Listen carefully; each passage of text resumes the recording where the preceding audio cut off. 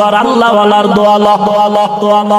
এরপরও তুই টুপি মাথায় দিতে চাও না, আর আমি আজকে টুপি ফালাই না, তোর মাথায় টুপি দিলে বলো মাথা গরম,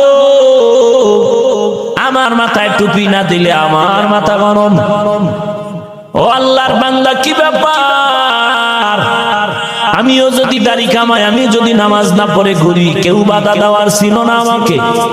তারপরও কেন না, কেন কেন এই নবীর আদর্শের মতো চলি, একটাই কারণ, বিবেকের কাছে প্রশ্ন করে দেখ, আল্লাহর কোরআন সত্য, কোনো মিথ্যা নাই। ওই কোরআনের মধ্যে জান্নাতের বয়ান আছে, সত্য বয়ান, জাহান্নামের বয়ানও সত্য।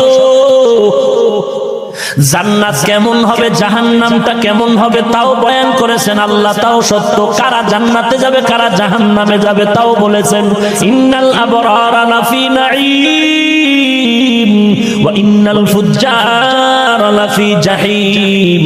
আল্লাহর নবী মেরাজ থেকে এসে বলেন, ও খাদিজা, জাহান্নাম থেকে বাঁচো, কান্না করো, মাপ চাও, কারণ জাহান্নাম এমন ভয়ঙ্কর, দুনিয়ার আগুন থেকে হাজার হাজার হাজার গুণ তাপ বেশি হবে। দুনিয়ার আগুন হাতে লাগলে হাত জ্বলবে, পাও জ্বলবে না, পায়ে লাগলে পাও জ্বলবে, হাত জ্বলবে না।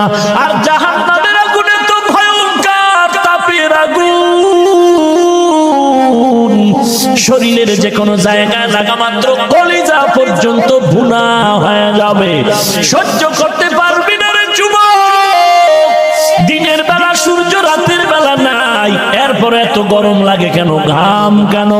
আর এই সূর্যটা হাসরের ময়দানে মাথার উপরে নেমে আসবে, সূর্যটার 12টা মুখ জমিনের দিকে দেওয়া হবে। আল্লাহ তাআলা বলবেন, সূর্য তোর যত তাপ আছে সারিয়াতে, সূর্যের তাপে বেঈমান নাফরমানের মাথার মগজগুলো টাস টাস করে ফেটে যাবে। রে নবীর উম্মতের দল, পেটের ভেতরের সব নারী বুড়ি পায়খানার রাস্তা দিয়া বের হয়ে যাবে। ওদিকে জাহান্নামের আওয়াজ, জাহান্নাম চিল্লাইবে আর বলবে, আল্লাহ গুনাহগার গুলো কই, বেনামাজি কই, সব আমার ভেতরে ঢুকাইয়া দাও।